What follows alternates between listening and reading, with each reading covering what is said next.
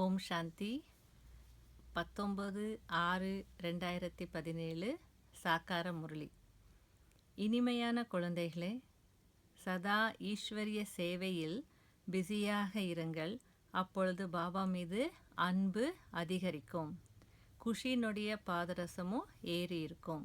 அப்படின்னா பாபா சொல்கிறார், ஈஸ்வரிய சேவையில் யார் பிஸியாக இருப்பாங்களோ அவங்களுக்கு பாபாவுனுடைய ஆசீர்வாதமும் கிடைக்கும், மற்ற ஆத்மாக்களுடைய ஆசீர்வாதமும் கிடைக்கும்.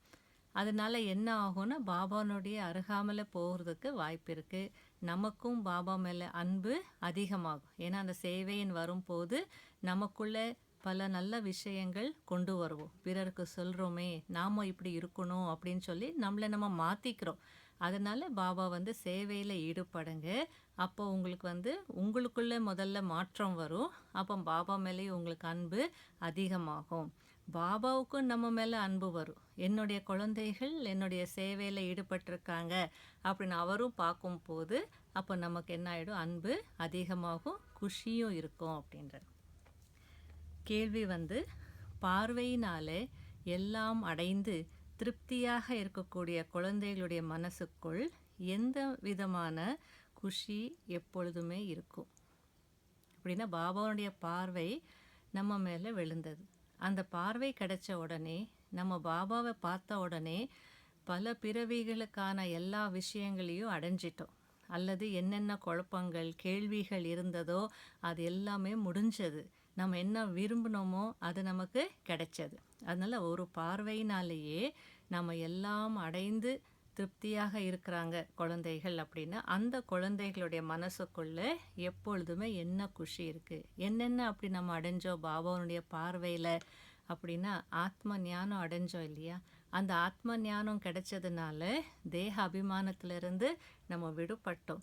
அப்போ அந்த ஆத்ம ஞானம் கிடைச்சதுனால ஆத்மாவுடைய சன்ஸ்காரம், இறப்பு, பிறப்பு, இந்த ரகசியங்கள் எல்லாம் நம்ம புரிஞ்சுக்கிட்டோம். நம்ம ஏன் இப்படி இருக்கிறோம், நமக்கு ஏன் இப்படி நடக்குது, அது மட்டும் இல்லை இறைவனையும் புரிஞ்சுக்கிட்டோம்.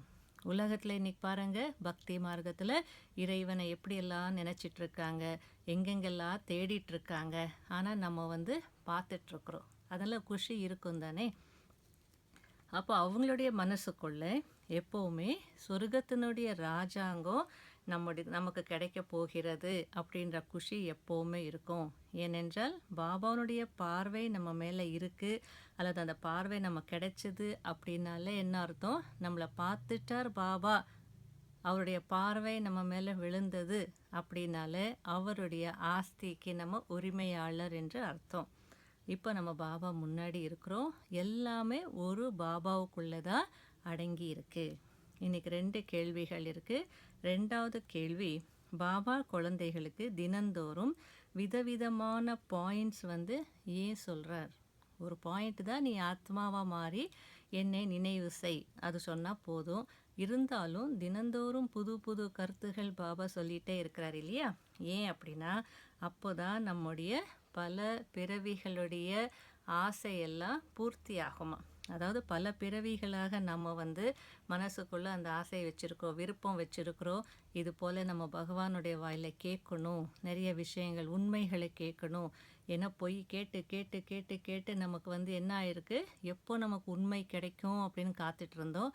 அப்போ இறைவன் பேசும்போது அநேக பிறவிகளுடைய விருப்பங்கள் அவர் பூர்த்தி செய்யணும் இல்லையா. அதனால தான் பாபா சொல்கிறார், விதவிதமான பாயிண்ட்ஸ் நான் உங்களுக்கு சொல்லிகிட்டே இருக்கிறேன். குழந்தைகள் பாபா மூலமாக புது புது பாயிண்ட்ஸை கேட்கும்போது, கருத்துகள் கேட்கும்போது நமக்கு என்ன ஆகும், பாபா மீது அன்பு கூட அதிகமாயிட்டே இருக்குது. ஒன்று பாபா சொல்ல சொல்ல நமக்கு என்ன ஆகும், ஓ இந்த மாதிரி விஷயங்களெல்லாம் பாபா நமக்கு சொல்லி கொடுக்குறாரு, இதில் நமக்கு சில விஷயங்களெல்லாம் புரியும் போது ஆட்டோமேட்டிக்காக நமக்கு பாபா மேலே அன்பு அதிகமாகுது. ஒன்று நம்முடைய விருப்பங்களையும் பாபா பூர்த்தி செய்கிறார், 2வது நம்முடைய விருப்பங்களும் நிறைவேறுது. அதே நேரத்தில் ஒவ்வொரு விஷயமும் புரியும் போது அவர் மேலே அன்பு அதிகமாகும். அடுத்தது பாபா இந்த முரளியில் கேட்குறார், பார்க்குறதுல ஆனந்தம் இருக்கா, கேட்குறதுல ஆனந்தம் இருக்கா சொல்லுங்க அப்படின்றார். அதுக்கப்புறம் அவரே சொல்கிறார், நீங்கள் ரொம்ப கேட்டுட்டீங்க, துவாபர யுகத்திலேருந்து எவ்வளோ விஷயங்கள் கேட்டுட்டீங்க, அதனால இப்போது பார்த்து கொண்டே கேட்கணும், அதில் தான் ஆனந்தம் இருக்குது. பார்க்கறதுன்னு என்ன அர்த்தம்? இந்த கண்களால் பாபாவை பார்க்க முடியாது இல்லையா? நம்முடைய அகக்கண் இப்போ பாபாவை பார்த்துட்டே இருக்கணும். புரிஞ்சுக்கிட்டோம் பாபா யார், அவருடைய அறிமுகம், அவர் எங்கே இருக்கிறார், எப்படி இருக்கிறார் எல்லாம் புரிஞ்சுக்கிட்டோம். அதனால் நம்முடைய மூன்றாவது கண் பாபாவை பார்த்து கொண்டே கேட்கணும். அதனால இப்போ நம்ம வந்து பாபா இன்னைக்கு என்ன மாதிரி சொல்கிறார் அப்படின்னா, நம்முடைய கண்கள் பாபாவுடைய கண்கள் இப்போ சந்தித்தது, பாபாவுடைய கண்களை நம்ம சந்திக்கிறோம், அல்லது நம்முடைய கண்களும் பாபாவுடைய கண்களும் இப்போ வந்து சேருது அப்படின்றாங்க. இந்த சந்திப்பு இப்போ தான் நடக்குது. இதுக்கு தான் என்ன பேர்? நானும் பாபாவை பார்க்குறேன், பாபாவும் என்னை பார்க்குறார். அந்த பார்வை சந்திக்கும் போது நம்ம என்ன அடையணுமோ பாபாவிடம் இருந்து அதையெல்லாம் அடைஞ்சி திருப்தியாக மாறி மகிழ்ச்சி ஆயிடுவோம். அதனால இப்போ நம்ம பாபா முன்பு அமர்ந்திருக்கிறோம், அதை நம்ம மறந்துடக்கூடாது. இப்படி நம்ம பாபாவை பார்க்கறதுனால நம்முடைய தேக அபிமானம் விலகிட்டே போகும். இவ்வளோ நாள் நமக்கு வந்து சரீர உணர்வில் இருந்தோ, இந்த சக்கரத்தில் சுற்றி வந்தோ, பாட்டு ப்ளே பண்ணி பண்ணி கடைசியில் பாபா முன்னாடி இப்போ வந்திருக்கிறோம். அப்படி நமக்கு தோணணும். பாபா முன்னாடி நம்ம அமரும் போது, நம்ம பாபாவை பார்க்கும் போது இதெல்லாம் ஞாபகம் வரணும். எப்படியெல்லாம் நம்ம எங்கெங்கெல்லாம் அலைஞ்சி, எப்படியெல்லாம் பக்தி பண்ணி, எவ்வளோலாம் கஷ்டப்பட்டு, எவ்வளோலாம் துன்பப்பட்டு இப்போ கடைசியில் பாபா முன்னாடி அமர்ந்திருக்கிறோம். அதனால் பாபாவை பார்க்கறதுனால நமக்கு என்ன ஆகும்னா, நம்முடைய கண்கள் பாபாவை பார்க்கும்போது நமக்கு வந்து சந்தோஷம் கிடைக்கிது, குஷி கிடைக்கிது. இதுதான் நம்முடைய கண்கள் பாபாவை சந்திக்கணும், பாபாவுடைய கண்களை சந்திக்கணும், அல்லது நம்முடைய பார்வையும் பாபாவுடைய பார்வையை சேரும் போது அதுக்கு தான் பேர் உரையாடல். கண்கள் பேசும்னு சொல்லுவாங்க இல்லையா? அப்போ கண்களாலேயே நம்ம பேசணும் பாபாவை. இதுக்கு பேர் உரையாடல் அப்படின்னு. பலவிதமான துன்பங்களை பார்த்துட்டு தான் இப்போ நம்ம பாபா முன்னாடி அமர்ந்திருக்கிறோம்.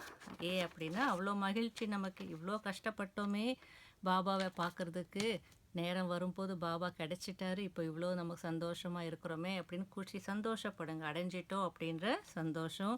ஏன்னா உலகத்தில் கோடிக்கணக்கான ஆத்மாக்கள் இருந்தாலும் கோடியில் சிலர் தான் என்னை கண்டுபிடிக்கிறாங்க அப்படின்னு பாபா சொல்லிட்டார்.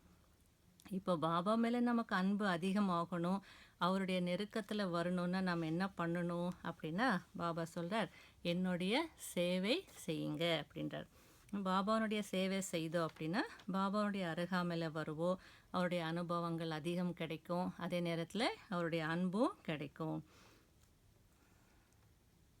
இப்போ நம்ம குழந்தைகள் என்ன விரும்புகிறோம்? சீக்கிரமாக நம்முடைய விக்கர்மங்களை எல்லாம் நம்ம வந்து விநாசம் பண்ணிக்கலாம், அழிச்சிக்கலாம் அப்படின்னு நினைக்கிறோம். அதுக்கு பாபா சொல்கிறார், அதுக்கு நிறைய நீங்கள் வந்து என்ன பண்ணணும்? நினைக்கணும். அதுக்காக யோகா பண்ணிகிட்டே உட்காந்துடக்கூடாது. நீங்கள் கர்ம யோகியாகவும் இருக்கீங்க. தாமரை மலர் உங்களுக்கு தான் பொருந்தும், சன்னியாசிகளுக்கு தாமரை மலர் பொருந்தாது. அவங்க எல்லாத்தையும் துறந்துட்டு தானே போகிறாங்க. அவங்க மற்றவங்களுக்கு நீங்கள் தாமரை மலர் போல் குடும்பத்தில் இருந்துக்கிட்டே செய்யுங்கன்னு ஒரு எக்ஸாம்பிள் கொடுக்க முடியாது அப்படின்றார். அடுத்தது பாபா இன்னைக்கு முக்கியமாக வந்து தரகர் பற்றி பேசுகிறார். எப்படி திருமணங்களில் அல்லது வேறு ஏதாவது ஒரு பிஸ்னஸ்க்கு வந்து அங்கே தரகர் வேணும் இல்லையா? அதுபோல் இங்கேயும் வந்து சங்கம யுகத்தில் நம்முடைய தொழில் என்ன அப்படின்னா தரகர் வேலையா. மற்ற ஆத்மாக்களை வந்து என்ன பண்ணுறோம்? பரமாத்மாவோடு இணைக்கிறோம். தரகர் வேலையெல்லாம் நம்ம வந்து செய்துட்ருக்குறோம் அப்படின்றது. எல்லா ஆத்மாக்களையும் பரமாத்மாவோடு இணைக்கணும். சங்கம யுகத்தில் இதுதான் நம்முடைய தொழில். ஆனால் அதே நேரத்தில் தரகரை நினைக்கக்கூடாதுன்னு சொல்கிறார். பிரம்மா பாபா வந்து எல்லாரையும் இணைக்கிறாரு. ஆனால் ஒப்பந்ததாரர் அல்லது தரகர் அவரை நம்ம நினைக்க வேண்டாம். இது மிக உயர்ந்ததில் உயர்ந்த ஆன்மீக நிச்சயதார்த்தம்வாங்க. அடிக்கடி பாபா நிச்சயதார்த்தம் சொல்கிறார். அப்படின்னா கல்யாணம் ஆன பின்னாடி அவ்வளோ அன்பாக யாரும் நினைக்க மாட்டாங்க. ஆனால் நிச்சயதார்த்தம்னு சொல்லும்போது ஒரு எதிர்பார்ப்பு, ஒரு ஆனந்தம், ஒரு நினைவு எப்போவுமே இருந்துக்கிட்டே இருக்கு இல்லையா? அதனால் ஆன்மீக நிச்சயதார்த்தம் நடந்திருக்கு என்றார். கடைப்பிடிக்க வேண்டிய சாராம்சம்: ஒருபோதும் எந்த விஷயத்துலையும் குழப்பம் அடைந்து நிச்சயத்தில் மேலே கீழே ஆகக்கூடாது. குடும்பம், நம்ம கடமைகள் செய்து கொண்டே கர்ம யோகியாக இருக்கணும். வெற்றி மாலையில் பாபாவுடைய அருகில் நம்ம வர வேண்டும் என்றால் கண்டிப்பாக தூய்மையாக மாறணும். புத்திசாலி குழந்தைகள் ஞானத்தினுடைய விசார சாகர மத்தனம் செய்துட்டே இருப்பாங்க. சதா எப்பொழுதுமே சேவை செய்துட்டு இருப்பாங்க அல்லது சேவையில் ஈடுபட்டிருப்பாங்க. பிறரையும் தனக்கு சமமாக மாத்திர சேவை செய்துட்டே இருப்பாங்க. வரதானம், என் ஒரு தந்தை தவிர வேற யாரும் இல்லை. இந்த நினைவின் மூலமாக ஒரு தந்தை தவிர எனக்கு வேற யாரும் இல்லை. இந்த நினைவினால் நிமித்தமாக இருந்து சேவை செய்யக்கூடிய பற்றுதலிலிருந்து விடுபட்டவர் ஆகுங்க. எந்த குழந்தைகள் எனக்கு ஒரு பாபா தவிர வேற யாரும் இல்லை என்ற நினைவில் இருக்கிறாங்களோ அவங்களுடைய மனம் புத்தி சகஜமாக ஒரு நிலையில் இருக்கும். அவங்க சேவை செய்து கொண்டிருந்தாலும் நிமித்தமாக இருந்து செய்கிறதுனால எங்கேயும் அவங்களுக்கு பற்று இருக்காது. பற்றுதல் இருக்குது அப்படின்னா அதனுடைய பற்று இருக்குன்னு அதுக்கு அடையாளம் என்ன அப்படின்னா, பற்று இருக்கிற இடத்துல கண்டிப்பாக நம்முடைய புத்தி அங்கே போகும், மனம் ஓடும். அதனால எல்லா பொறுப்புகளில் இருந்தாலும் எப்போவுமே நம்ம அர்ப்பணம் ஆனவங்க, நம்ம ஒரு தர்மகர்த்தா அல்லது ட்ரஸ்டி நிமித்தம் நினைக்கும் போது பற்றற்றவர்களாக இருக்கலாம் அல்லது பற்றுதலிருந்து விடுபட்டவராக இருக்கலாம். அதாவது ஒரு 5 நிமிஷம் நீங்கள் அமைதியாக உட்காந்துக்கிட்டு எதுவுமே நினைக்காம ஒரு 5 நிமிஷம் சும்மா இருக்கும்போது மனம் எங்கெங்கே போகுது அப்படின்னு நீங்கள் செக் பண்ணலாம். செக் பண்ணும்போது நமக்கு தெரியும் நம்ம என்னென்ன விஷயங்கள் மீது பற்று இருக்குது. சாப்பாட்டில் போகலாம் அல்லது ட்ரெஸ்ஸில் போகலாம், வியாபாரத்தில் போகலாம், ஃபேமிலியில் போகலாம், எங்கே வேணாலும் போகலாம். அதை தெரிஞ்சுக்கணுன்னா எதுவுமே நினைக்காம சும்மா நீங்கள் இருந்து பாருங்கள் உங்கள் மனம் எங்கே போகுது. ஏன்னா ஓடுதுன்றார் பாபா. பற்று இருக்கிற இடத்துல மனம் ஓடுது. ஸ்லோகன் தடைகள் ஆத்மாவை பலசாலியாக மாற்றக்கூடியது. தடைகள் தான் ஆத்மாவை ரொம்ப பலசாலி ஆக்குது. அதனால தடைகளை பார்த்து பயப்படாதீங்க அப்படின்ற. ஓம் சாந்தி.